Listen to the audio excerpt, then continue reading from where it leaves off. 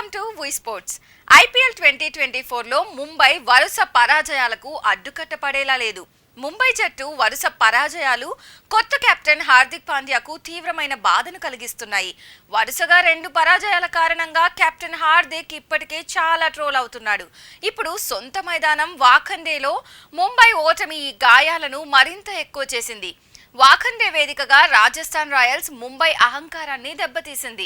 ఈ మ్యాచ్ లో Sanju Samson and company 6 వికెట్ల తేడాతో ముంబైని చిత్తు చేసింది.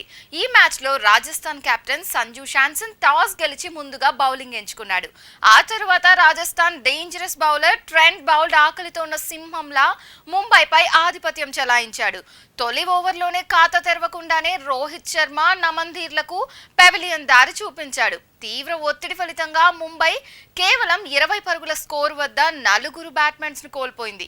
అయితే కెప్టెన్ హార్దిక్ పాండ్యా, తిలక్ వర్మల విలువైన ఇన్నింగ్స్ తో ముంబై స్కోరు 100 దాటింది. హార్దిక్ 34 పరుగులు చేయగా తిలక్ వర్మ 32 పరుగులతో ఇన్నింగ్స్ ఆడాడు. ట్రెంట్ బౌల్ట్ తర్వాత యుజ్వేంద్ర చాహల్ కూడా సత్తా చాటారు. ముగ్గురు బ్యాట్స్మెన్స్ కు బోల్డ్ పెవిలియన్ దారి చూపించినట్లే ఆ తర్వాత యుజ్వేంద్ర చాహల్ తన వలలో టెయిల్ ఎండర్స్ చిక్కుకున్నారు. కాగా నాంద్రే బర్గర్ 2 వికెట్లు పడగొట్టాడు. పకడ్బందీగా బౌలింగ్ చేయడంలో ముంబై జట్టు 125 పరుగుల స్కోర్ వద్ద ఆగిపోయింది. రియాన్ పరాగ్ తన అద్భుతమైన బ్యాటింగ్ కారణంగా 126 పరుగుల లక్ష్యాన్ని రాజస్థాన్ సులువుగా సాధించింది.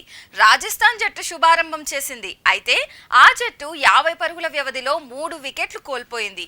కానీ రియాన్ పరాగ్ బ్యాట్ తో ఉచ్చు బిగించాడు.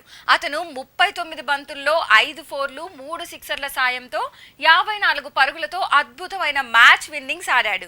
రాజస్థాన్ వరుసగా 3వ విజయాన్ని నమోదు చేయడం ద్వారా సీజన్ ను అద్భుతంగా ప్రారంభించింది. అదే సమయంలో ఈ సీజన్ ముంబైకి పీడకలగా మారుతోంది.